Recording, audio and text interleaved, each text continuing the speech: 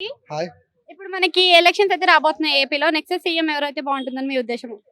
Next CM ఖచ్చితంగా TDP వస్తేనే బాగుంటుంది అనుకుంటున్నాను. టీడీపీ వాళ్ళు అంటే ఇప్పుడు వాళ్ళు వస్తే ఏం డెవలప్‌మెంట్ జరుగుతుంది? ఫస్ట్ దేని మీద దృష్టి పెడతారు? ఫస్ట్ వచ్చేసి దేని దృష్టి పెడతారంటే డెవలప్మెంట్ వచ్చేసి మనకు కావాల్సింది ఏంటంటే టెక్నాలజీ ప్రకారం వచ్చేసి ఎవరైనా సరే కాంట్రాక్ట్ ఫీల్డ్ కానీ రోడ్ వర్క్స్ కానీ సంథింగ్ జాబులు కావాలి. కానీ జాబులు అనేవి ఏమీ లేవు ఆంధ్రాలో. అవి లేకే ఇప్పుడు హైదరాబాద్కి కానీ బెంగళూరుకి కానీ ఇంత పోవాల్సి వస్తుంది. సో ఫస్ట్ ఆఫ్ ఆల్ వచ్చేసి అవే చూస్తారు. టీడీపీ వచ్చిన ప్రతిసారి ఎలా మనకు ఉండాల్సింది డెవలప్మెంటే ఉంది తప్ప అంతమించి ఇంకేమీ లేదు అక్కడ. సో ఖచ్చితంగా జాబులు దొరుకుతాయి టీడీపీ వస్తే. అంటే జగన్ సింగిల్ గానే వస్తాడు. సింహం సింగిల్ గానే వస్తుంది అని అంటున్నారు. నిన్న సిద్ధం తోటి అంటే సిద్ధం మీటింగ్ జరిగిన దగ్గర నుంచి కొంచెం జగన్‌కి పాజిటివ్ వైబ్స్ కనిపిస్తున్నాయి కదా! పాజిటివ్స్ కనపడుతున్నాయి. బట్ నా ఉద్దేశం ప్రకారం వచ్చేసి కొద్దిగా డెవలప్ కావాలంటే టీడీపీనే రావాలి ఇంకా.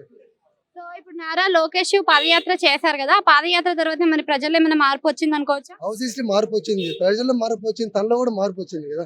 తను స్పీకింగ్ ఇస్తుంటే అందరూ ఆశ్చర్యపోయారు. తను స్పీకింగ్ ఇవ్వాలంటే తనకు చాలా ప్రాబ్లం ఉంది. బట్ తను బాగా కంట్రోల్‌గా బాగా స్పీచ్ చేస్తాడు. తను బాగా మాట్లాడుతున్నాడు.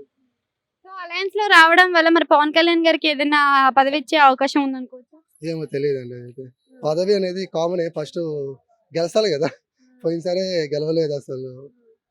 ఎట్లా మరి పదవి ఇస్తారు అసలు తనకి ఇంకా. గెలి ఇప్పుడు ప్రస్తుతం షర్మిల వ్యతిరేకత బాగా చూపిస్తుంది కదా! మరి అలయన్స్ లో వచ్చే అవకాశం ఉందా? మరి టీడీపీతో కలుస్తుందా? ఆబ్వియస్లీ కలవచ్చు కూడా. ఎందుకంటే దాంట్లో రాజకీయం అనేది ఒక సైడ్ నుంచి ఒక సైడ్‌కి వెళ్ళిపోతూ ఉంటారు. సొంత వాళ్ళ సిస్టరే వెళ్ళిపోయిందంటే ఇంక దాన్ని బట్టి అర్థం చేసుకోవాలి ఇంక మనం. వైసీపీ ఓట్లు చీల్తాయి అనుకోవచ్చా మరి? ఖచ్చితంగా చెల్తాయి. థ్యాంక్ యూ అండి.